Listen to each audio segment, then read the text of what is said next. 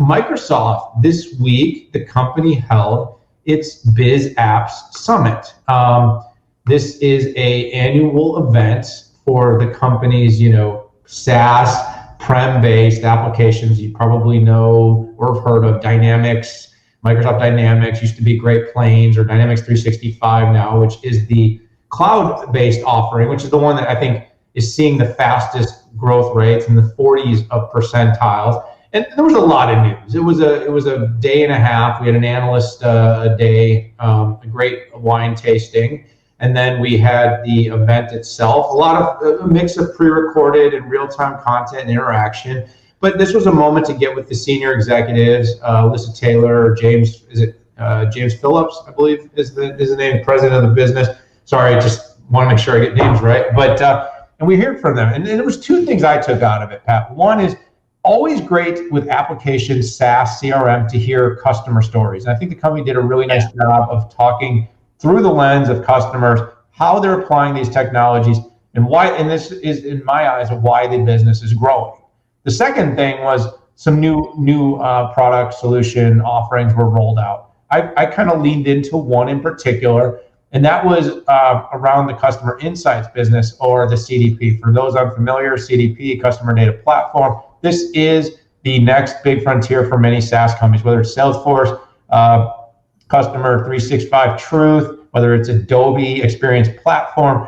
All these companies are moving up the stack to CDP. CDP is really all about tying first-party and third-party data, being able to truly understand the full 360-degree customer journey, being able to attach, to get that right offer in the right channel at the right time. A big part of that is going to be tying advertising engines to the customer first-party data insights. And so Microsoft did that at their event. They basically announced a more sophisticated integration between Dynamics 365 Customer Insights and Microsoft's advertising platform.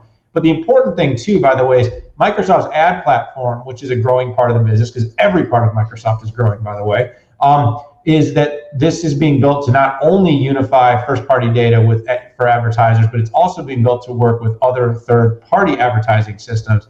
So think to yourself things like Google Ads, Marketo, MailChimp, SendGrid, Autopilot. These are all the applications you'll be able to integrate with. But really what it comes down to is, can you access the right data? Can you manage your segments? And can you scale your ads across multiple platforms? And so the reason for this is we want to be able to reach those customers in that right channel, and we want to do it at scale. Companies have become pretty good at segmenting their business.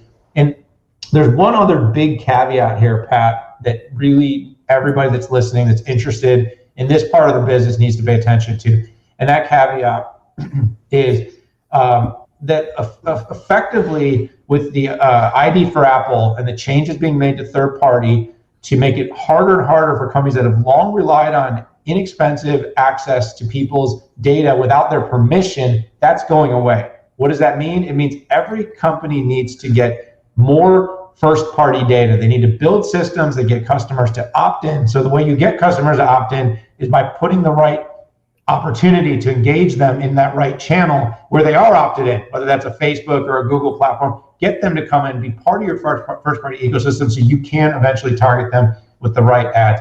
I feel like Microsoft made a good move here. They're upping the stakes.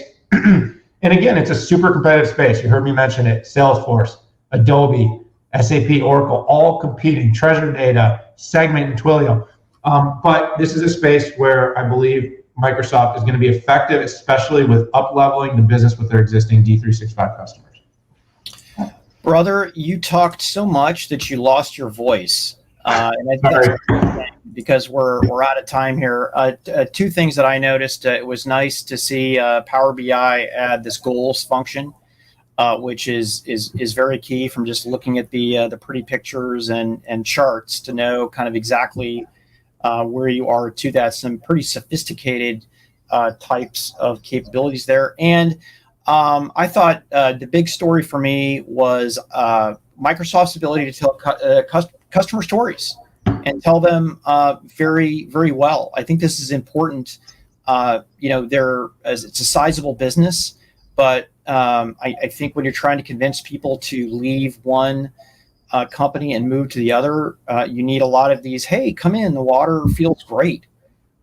types of things. And finally, Microsoft had the best communication on connecting the front office and the back office, and I would dare say that I've ever seen. Literally overlapping worlds coming across and showing the applications and talking about the magic that people can do that. And there's really only 3 companies, at least, that I'm tracking right now that can do that: Microsoft, Oracle, and Zoho. I know Salesforce is going to try to get there, and SAP is trying to get there, but those are the 3 companies that are there already, and that seems to be the trend. Full service providers, front end and back end. Well, just like the cloud stack, you've got the SaaS stack, and that is taking care of all the functions. That's your back office, that's your human resources, that's your sales, that's your marketing.